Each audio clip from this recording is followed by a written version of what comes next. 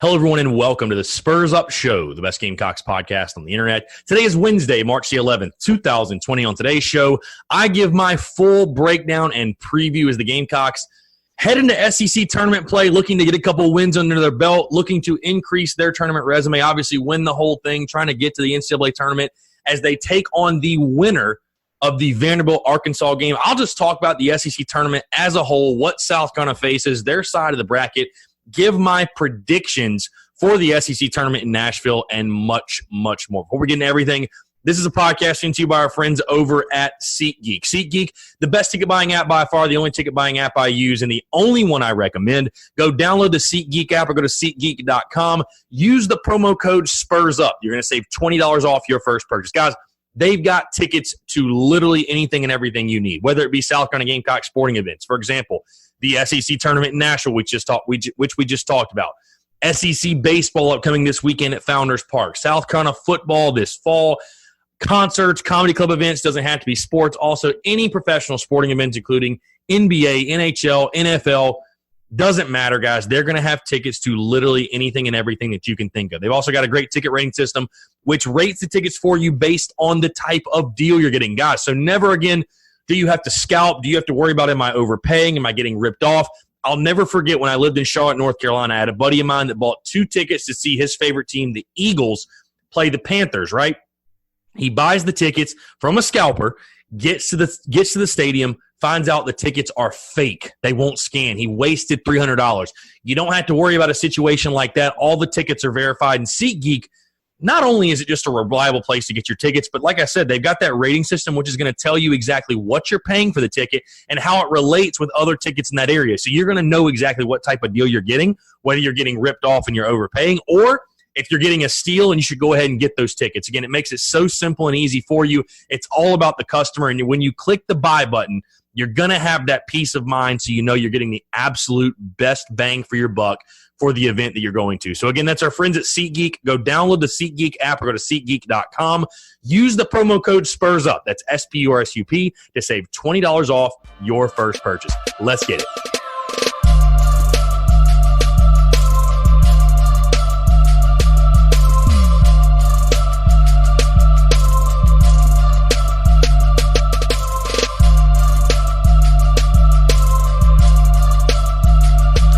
Hello, everyone. Happy Wednesday. Happy hump day. I'm Chris Phillips, your host of the Spurs Up Show, as always. Appreciate you guys tuning in on this Wednesday. Hope everybody's doing well. Hope everyone's having a fantastic week.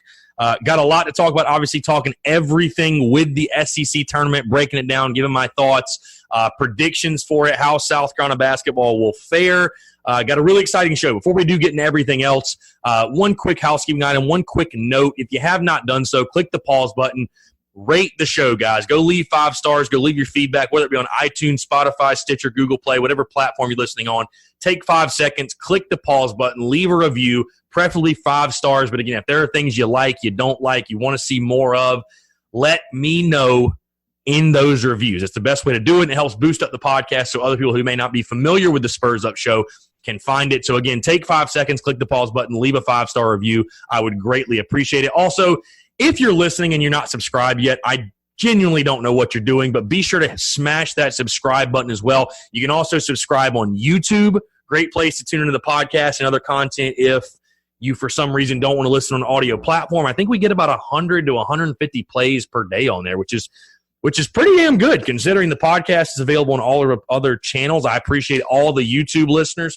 Really, really do appreciate that. And there's going to be more video content coming to YouTube, I do promise. But no matter the platform you're on, be sure to click that subscribe button because if you're listening to this podcast daily and you're not subscribed, I don't know what you're doing. It's going to give you the daily notifications as well when the podcast drops. You're going to know before anybody else when that show is out. So, again, rate, subscribe. Really do appreciate you guys.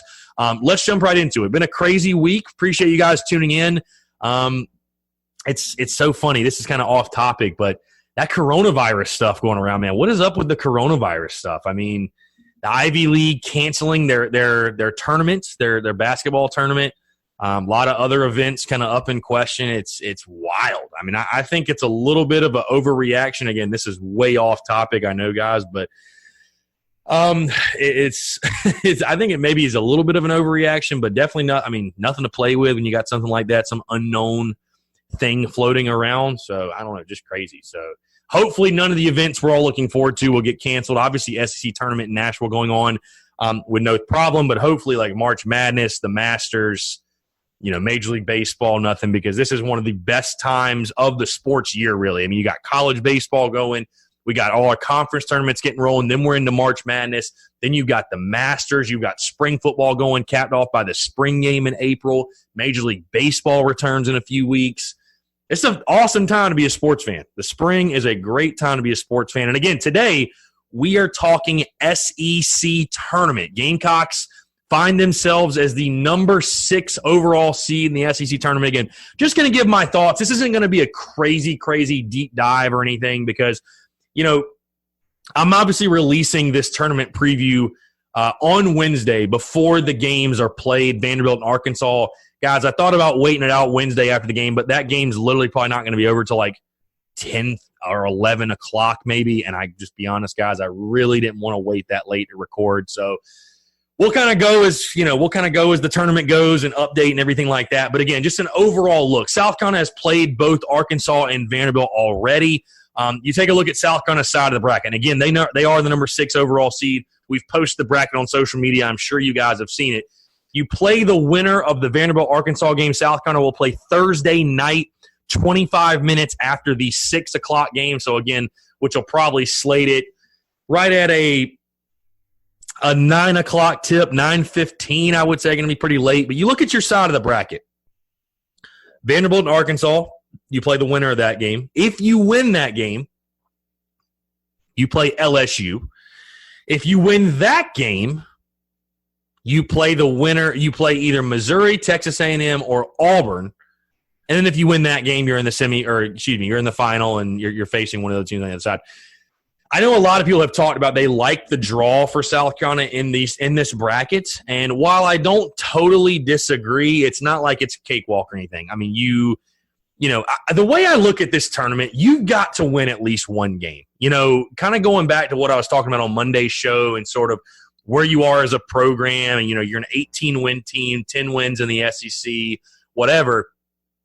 It's going to be a really tough look, I feel like, if you go to Nashville and lose out, especially if you rematch with Vanderbilt. Like if Vandy beats Arkansas, you have to find a way to win that basketball game. Nobody is going to be okay with you losing to Vandy 2 out of 3 times this year. But most likely, I'm going to go ahead and predict, most likely you're playing Arkansas. You've beaten Arkansas this year. I do think Arkansas, though, is a sneaky good team. I think it will be a very, very tough game. We ran the poll on social media. How many games will South Carolina win in the SEC tournament? Most of you are saying 1. Some of you are being bold and saying 2 or 3 or more, but most people saying 1. And I just think it's so important. I mean, listen, you're not getting in the NCAA tournament unless you win the SEC tournament. There's no question. It doesn't matter what type of showing you have. If you don't win the whole thing, you're not getting in. You're not a bubble team anymore. You ruin those chances with that loss to Vandy. But just for the overall, I feel like just morale, and if you're Frank Martin and you want to justify that this was a good season, I just don't really feel like you can justify that if you go to Nashville and you're one and done. I just don't see that. Realistically, I think 1 may be the maximum amount of games you can win in this, because I think LSU is a really good team. They smacked you on your home floor. If you can pull the upset, maybe something crazy can happen. You never know. There's a reason they call it March Madness. So, I think for South Carolina, overall for them, the biggest thing is that they're going to need their guys to play well. Jermaine Kuznar, Mike Coates are going to need to play well. You need a guy like A.J. Lawson to get hot. He absolutely 110% needs to play his best basketball this season. I'll be just very interested to see, though, with some time off, with some time to quote-unquote regroup, if you will, how does this South Carolina basketball team react? Because, again, I'm not sitting here saying Frank Martin's job's on the line if they don't win a game in the SEC tournament. I mean, I think this South Carolina team is still going to be a very sexy pick for the NIT, most likely. But, man, it's just going to be really hard to say that this season was good enough with what you had coming in, the talent you had. And I know Frank Martin wants to throw out the numbers of we're ranked this and in youth. And, hey, it's the South Carolina excuse, man, built in every year. Youth and injuries, youth and injuries, youth and injuries. Last 3 years we've been young. I don't know how you're young 3 years in a row, but you just are. I don't get it, but that's how it goes. But it's just going to be hard for me to sit back and say that you met expectations this year if you had the season you had, which, again, you pulled off some good wins. You had some really nice wins, and there were some good moments. But, people will remember this season more so for the loss to Vandy, the loss to Boston, the loss to Stetson. And then you lose one and done in the SEC tournament. It's just going to be hard for me to sit here and say, hey, this season met expectations. I think this game, again, I think this tournament is just so important for the perception of the way the program is trending. I don't know how you can realistically – and again, it's going to be a tough game because I think you're going to play Arkansas. I think it's going to be a tough game. I mean, they gave you, a very stern test over the season. I'm pulling up the schedule now. I didn't have this for whatever reason. Didn't have the schedule pulled up. I know you beat them once. Let me double check on that because I think I might be getting Mississippi State and Arkansas confused here. Let's see, 18-13 overall. You went 10-8 in the conference, and yeah, you won at Arkansas. I remember that was a big win. You won at Arkansas on a Wednesday night, 79-77. That was the only time you played them. But Arkansas, again, one of those sneaky good teams. Not a great team. Obviously, they're the 11th seed. I mean, not a great team by any stretch. But, it's just a game. I'm just very curious to see how the South Carolina team reacts and how they rebound from that tough loss at Vandy. Do we see a team that comes out with a lot of emotion and intensity and aggressiveness and, and with that type of attitude? Or do we see a team feeling sorry for itself, hanging its head, saying, oh, we don't have anything to play for. We missed out on the tournament. Which they shouldn't, and I don't expect them to have that attitude by any stretch of the imagination. If you can win that first game, things get interesting. I mean, obviously you'll play the last game on Friday, and it will be against LSU. And again, LSU straight up smacked you at home. The final score in that one was 86-80, but the score was a lot closer at the end than how the game actually went. They were the better team. They were the dominant team that night. I remember vividly being in the building. They were the better team. You're going to have somebody like a A.J. Lawson get hot for you, like a Jair Bolden. Mike Kotsar is going to have to be the all defensive everything player he's been for you all season. But realistically, it's like, what are the expectations of this Gamecocks basketball team in the SEC tournament? I think winning a game, certainly. Like I just find it hard to believe that people are going to be okay and say that this season was a quote-unquote success if you go to the tournament and fall flat on your face and don't win a game. Like, I don't care who you're playing, whether it be Arkansas or Vandy. Like, if you go there and go one and done, it's just going to be very hard to swallow, very tough to stomach and say, hey, that was a good season.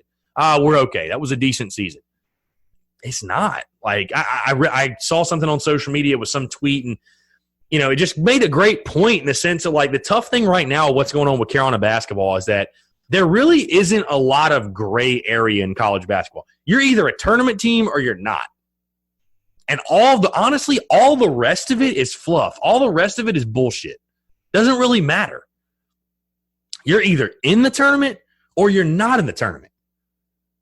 And I mean, I guess the NIT, if you can get in that this year and win a couple games and hell, maybe even win it all, that would serve as a nice consolation. At least you won something. But again, that's how college basketball is. There's not gray area.